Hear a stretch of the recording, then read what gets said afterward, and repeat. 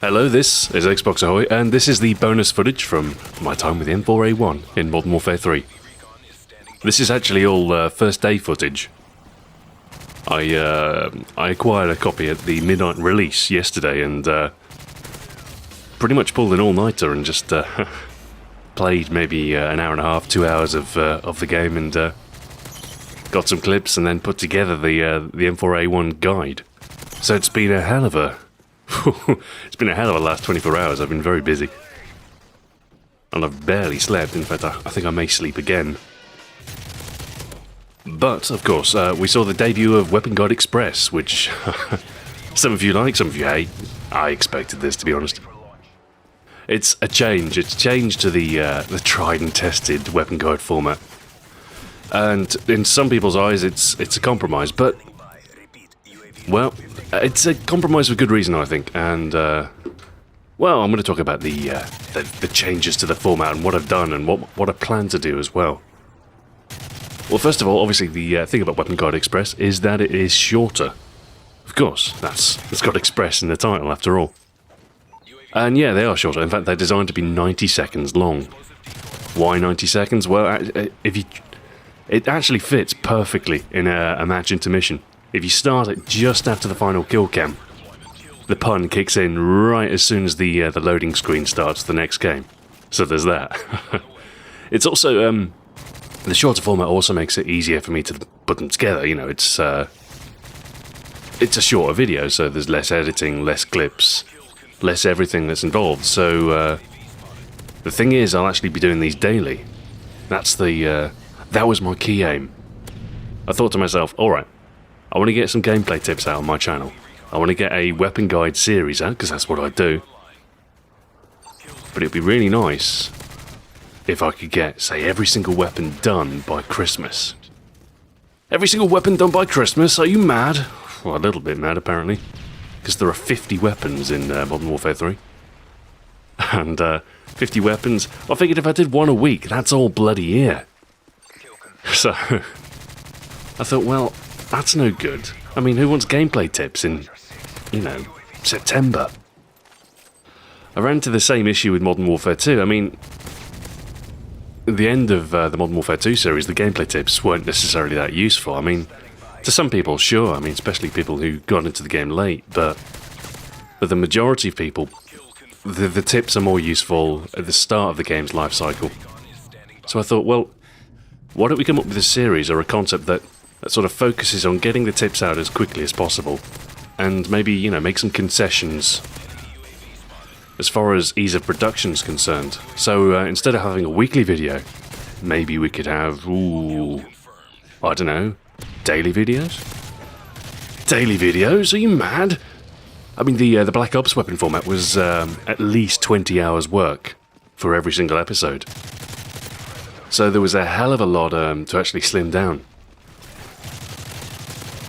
And I wanted to sort of change the format so I could do it within, albeit with some planning.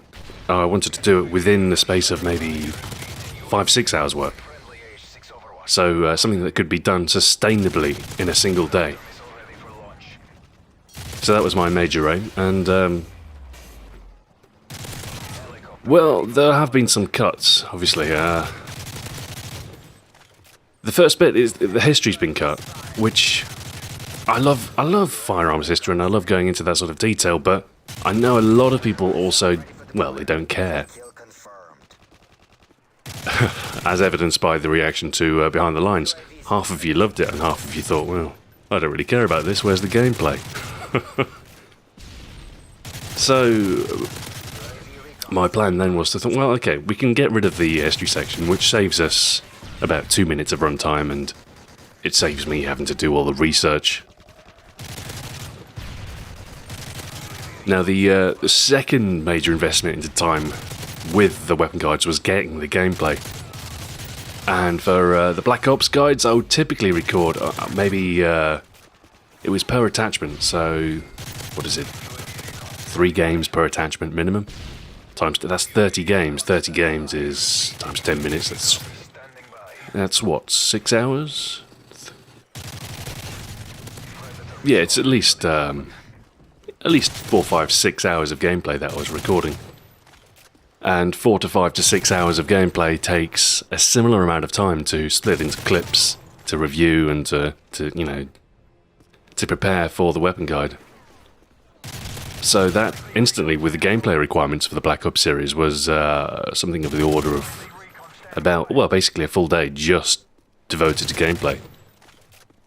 So making some economies there, and how much did I record? I actually recorded a fair bit for the M4. But it was less than, it was about 2 hours maybe, slightly less, about an hour and a half worth of gameplay. Which is, still a substantial number of games, and it just means I don't have to necessarily do 3 games with a thermal scope to try and get thermal scope clips, which is an entirely frustrating and fruitless endeavour. So that's basically the 2 major sort of concessions that are made with Weapon Guide Express. Obviously the history's gone and the gameplay has been streamlined a little bit. Like I say, fewer clips required overall, and obviously I'm not covering the attachments because, I mean, let's face it, the attachments don't change from weapon to weapon. The red dot sight is the red dot sight on every single gun. And I know, I've seen in some of the comments, oh, you don't do all the attachments anymore. I know, but come on. You know what the red dot sight does. You don't need to hear me tell you that the red dot sight offers you a clearer sight picture. But, that's it.